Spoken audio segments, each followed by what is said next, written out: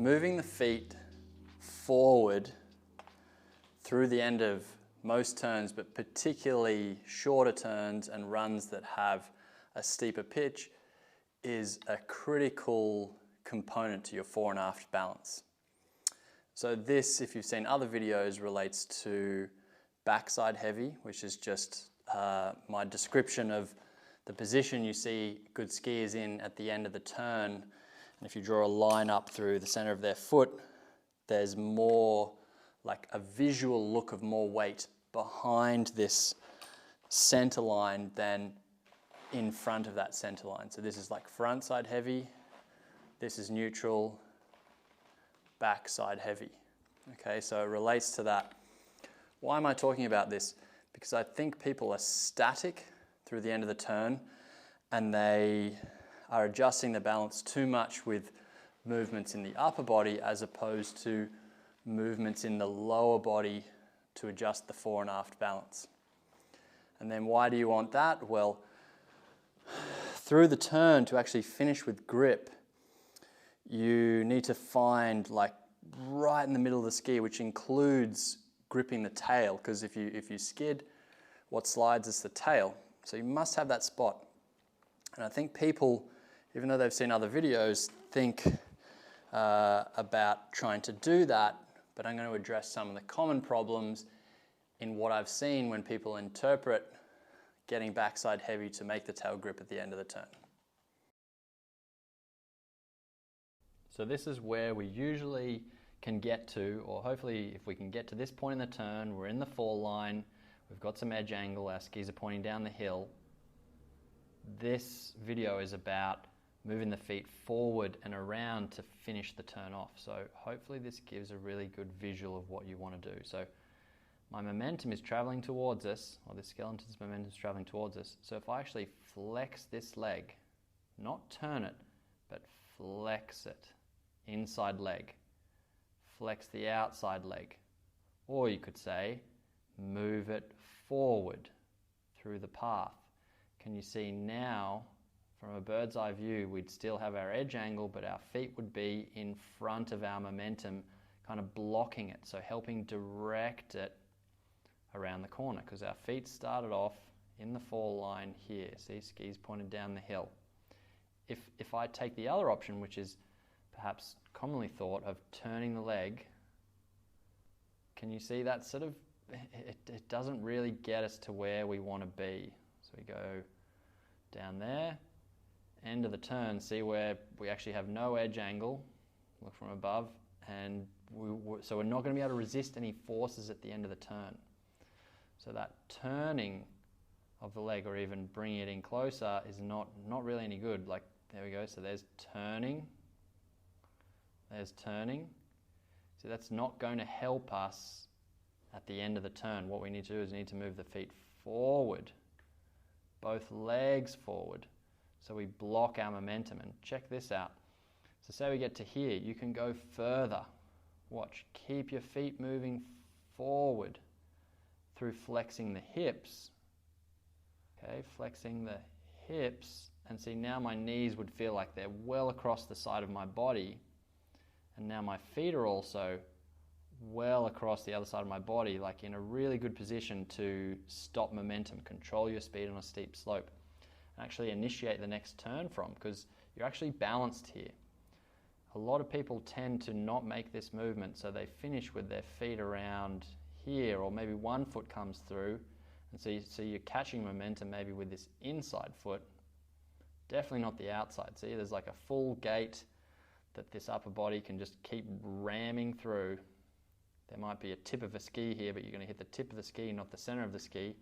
We'd change that by moving the foot through, forward and through, getting the knees to feel like they come across like the midline of our body. So this inside one, it's across. And watch this, if I take it to an extreme, if you're a really, seriously good skier, you'd get your knees all the way across here. Legs would flex. That. See, that's like finishing a mogul turn, or a really dynamic short turn. So the legs, think of it not only Like a lot of people think when the legs are shortening and flexing, it's to deal with pressure and to absorb pressure or to release pressure to move into the new turn. Hopefully this gives you the perspective that actually the legs are just flexing, flexing, flexing further to help actually finish off a round end of a turn, to finish the arc off. Okay, it's got to flex around. So it's not so much a flexing to release the pressure, it's a flexing to finish the turn and get the legs traveling across the other side of the body. And doing that, thinking of it this way, it will release the pressure. It will allow you to cross over into the next turn with a lot more ease. We'll look at like a simulated movement, and there's actually a ski exercise called a boot arc, which is a really great exercise to simulate your leg. Particularly, you can work on your outside leg, moving not only fore and aft, but forward relative to your body and around. So finishing your turn. So I really feel like at the end of a turn on my left foot, this is where my foot ends up. And so my body trying to go down this way, my foot gets across and in the way sort of blocks it and pushes it across the hill, which controls my speed. Benny Wolk from the Austrian demo team does this better than most people out there. So just watch the boot arc demo or his demo and see how it very closely relates to the boot arc exercise I'm trying to show you. So here it is, this motion. So you're trying to get the feet to come forward and around in front of your body, so you kind of block it in a way. You're looking to almost collide with your feet, and that requires you to move them through. And in order to do that, there has to be this flex in the body. You can really see Benny's upper body move like towards the tip of the ski, like the toes coming up like towards his nose and his nose coming back towards this way. So they're both kind of meeting each other here. And that's why there's almost this, well, there is a dolphin turn motion. And people are scared of getting to this point because they think they're going to be back seat. And we'll go into it a little bit further in this video. But really the difference between back seat and moving the feet forward like Benny's doing is the movement comes mostly from the legs with Benny forward, and the upper body is coming forward as well. People tend to actually just move the whole thing, like the legs move forward and the upper body moves back, or the upper body is not making any conscious effort to stay forward as the feet come through and kind of meet right here, just there. So a really good example of that boot arc in action, particularly for a short turn. This movement is a real savior for short turns and absolutely necessary, but is also going to be there in a long turn. It's just spread out. You see how quickly a short turn's done. The movement's got to be done pretty rapidly. Long turn, it's there. It's just not as nearly as exaggerated or as rapid. So you can see it also in a longer turn. As we've demonstrated with the skeleton, the boot arc is happening. It's just not as fast. But see how the body would be moving forward still, like you're not stopping the body moving forward, it's staying there. It's just relatively speaking, if I draw it with lines of magnitude, the feet are going to move through this much, the body will move through, say, this much. There we go. So see the knees have got ahead of my upper body. My feet have now lined up. I'm balanced as I come through the turn, and it's a lot easier to start that next turn. So here we go, fall line. This is where the feet start to move forward more than the upper body. Because see, the upper body is going here. I need to bring the feet around to get in front and catch it. There we go. The inside foot also will do that. So it will end up there, there, so they both help block my center of mass, like catch it again, so I can then get deflected across the heel, be balanced, recentered, and do it all over again. So I'd suggest just trying this movement of a boot arc, and what you're trying to do is you're trying to have the boot on some sort of edge. It's not a flat, like a flat boot arc is not the feeling I have. It's really a feeling of being on the edge and coming around and finishing with heel pressure at the end on the edge too, not flat just yet. If you keep going, there's where I get to flat. Okay, so the feeling is around in front on the edge and a real strong heel pressure sensation. So you go, yep, okay, Tom, I get it. You go out, you try this, and this is perhaps the first common problem, your interpretation of it. You come around and your ankles are flexing too much, so your body weight's coming, being compressed by the end of the turn. You let your ankles flex too much, and so you're still trying to push through the heel, but because the ankle is flexing, you're actually, your body weight is just flexing this joint further. When that happens, you get compressed too low and you can't direct the pressure as accurately to the heel. Because think about it, your tibia sits more over your heel than over the ball of the foot. You just have a look at this point here. So if we want all our weight to go straight through into that ski at the end and the tail knot grip, we've got to put it directly through the heel, not let the shin get too far forward. So that's common problem number one. People come around and they're trying to get the heel pressure, but because they're not aware of their ankles, they flex like this. And so now the ankle gets more flexed. The ski actually gets bogged behind, even though I'm trying to press my heel down. But really the result is the boot levers up and I'm not getting grip or pressure on the tail. So how would you fix that one? Well, that person is going to need to look for a different sensation of the ankle joint. So the different sensation would be, as you come round here, it's a feeling of the ankle is flexing still, but it's more, if you watch my inline skate here, see through the end, this setup actually has a smaller wheel on the back than under my heel. So when I press on the heel and engage my ankle, almost pull my toes up, I keep a flexed ankle, but I shift back and I put pressure on this wheel and this one, and I really feel my heel coming down. Okay, so that is pressuring now straight down through this point, not here, and then trying to get back to the heel, which puts me in this position.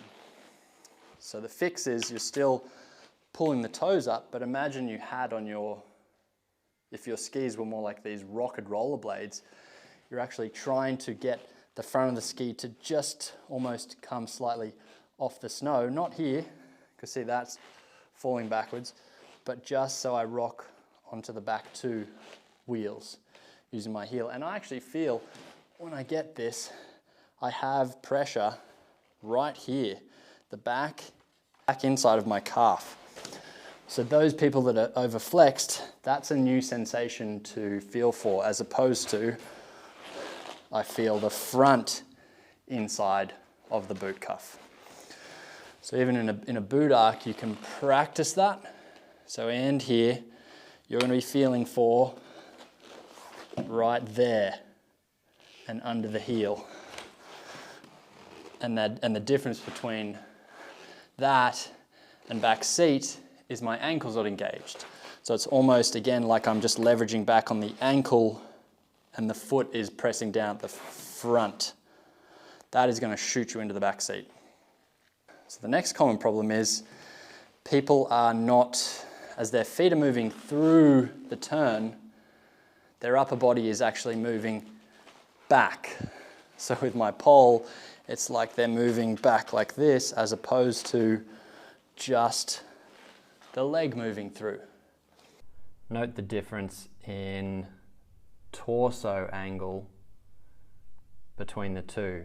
maybe hard to see from this perspective, but from side on you would see my body is tilted forward from the hip joints more than this skier is. And so at this point, my legs can come through and my upper body stays forward. And you'll see as this skier's legs are coming through, it ends up leaving the whole body kind of pitches back a little bit. So it's not too bad. This is not super back seat, but it's hard.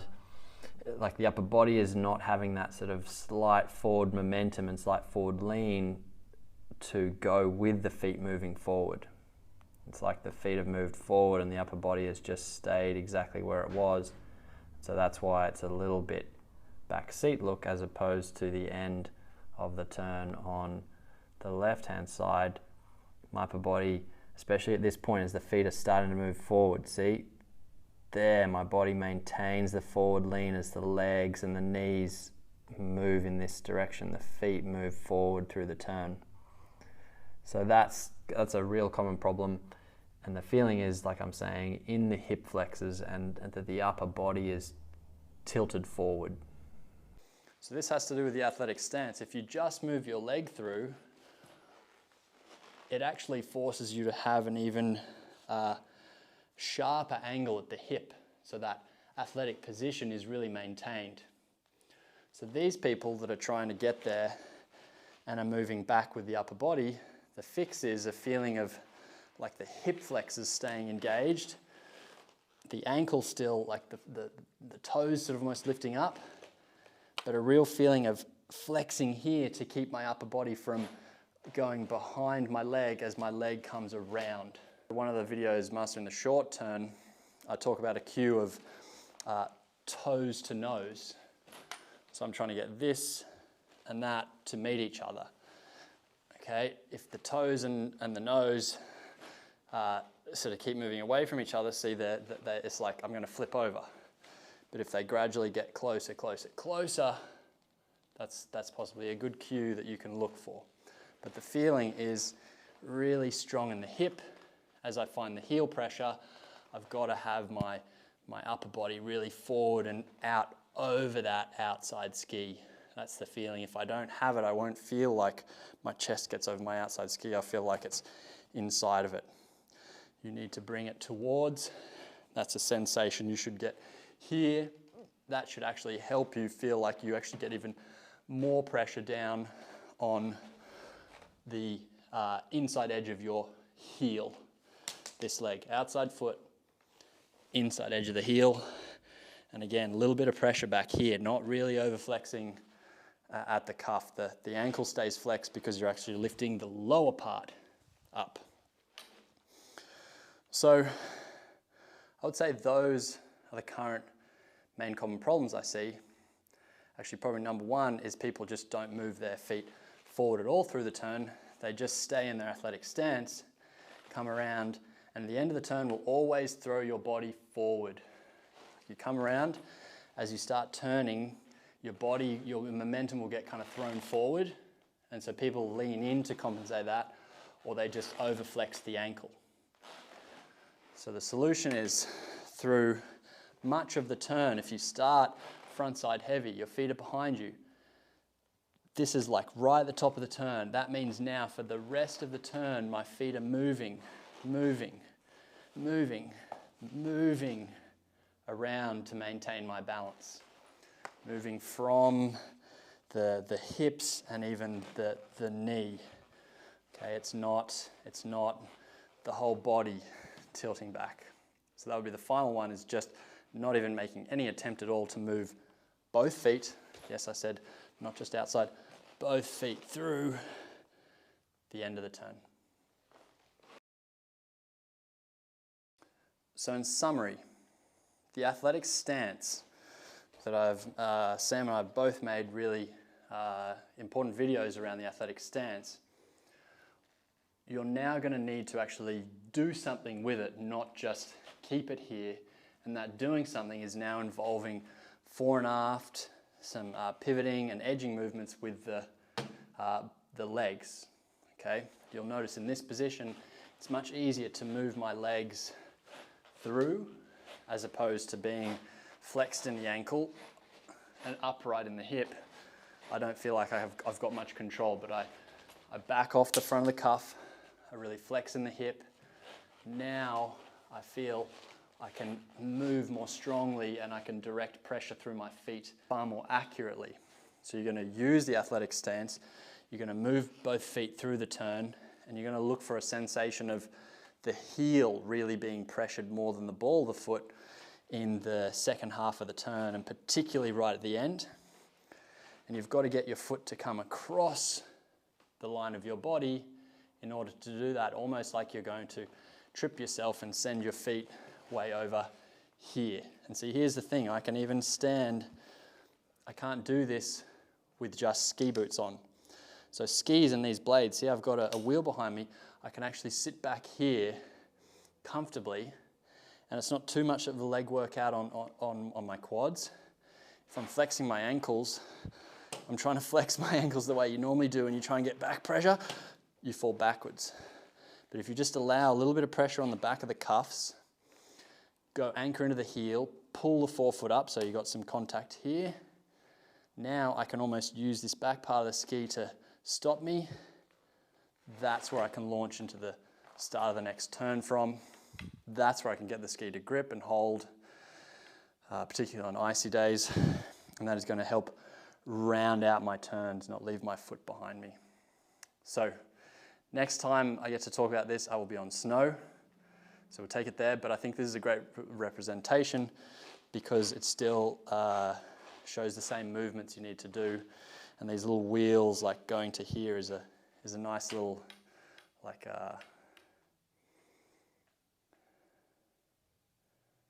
it's a good comparison, okay? Like that's how far I'm going. Because if I play around with leaning back, like I fall over. I'm trying to play within like having a bigger base of support here, being able to go heels, still keep the hip flexion, and that's where I'm going to finish my turns.